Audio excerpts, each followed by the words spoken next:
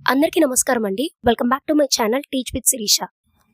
ఈ వీడియోలో మనం growth in child development and characteristics of growth గురించి చూద్దాం. Let's get started. What is growth in child development? అంటే అసలు పిల్లల్లో ఎదుగుదల అంటే ఏంటి? ముందుగా మనం గ్రోత్ అంటే ఏంటో అర్థం తెలుసుకుందాం. So let us know the meaning of growth. Growth is a fundamental aspect of child development, referring to the quantitative physical changes that occur in a child's body over time. పిల్లల అభివృద్ధిలో పెరుగుదల అంటే growth ఒక ముఖ్యమైన భాగం. ఇది పిల్లల శరీరంలో కాలంతో పాటు జరిగే శారీరక మార్పులను సూచిస్తుంది. It mainly involves increase in size, height, weight and body organs and can be measured in numbers like centimetres, kilograms etcetera.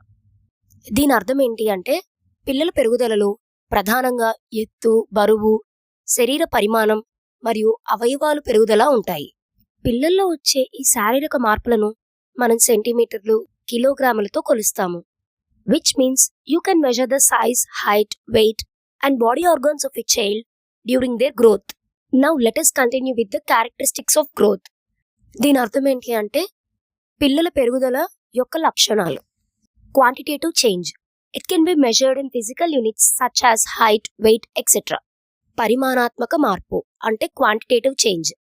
పరిమాణ మార్పు అంటే ఎత్తు, బరువు లాంటివి సంఖ్యలతో కొలవగలిగే మార్పు.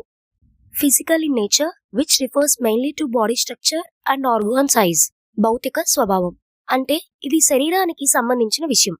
ఉదాహరణకి శరీర ఆకారం, ఎత్తు, బరువు, చేతులు, కాళ్ల పరిమాణం, హృదయం లేదా మెదడు లాంటి అవయవాల యొక్క పరిమాణాన్ని సూచిస్తుంది.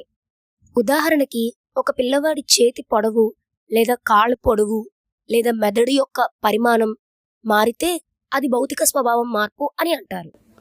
Limited process. Growth stops after physical maturity is reached. అంటే పిల్లల ఎదుగుదల అనేది ఒక స్థాయి వచ్చే వరకు మాత్రమే ఉంటుంది.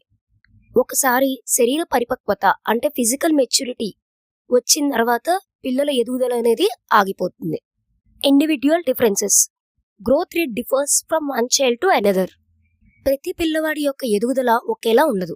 ఒకరు ఎత్తుగా ఉంటారు, ఒకరు పొట్టిగా ఉంటారు, లేదా ఒకరు లావుగా ఉంటారు, ఒకరు బక్కగా ఉంటారు. సో ఏ పిల్లాడు సమానంగా ఎదుగుదల అనేది ఉండదు. ఒక్కొక్కరికి ఒక్కొక్క ఎదుగుదల ఉంటుంది. Part of development. Growth is one dimension of the overall development process. ఎదుగుదల అనేది అభివృద్ధిలో ఒక భాగం.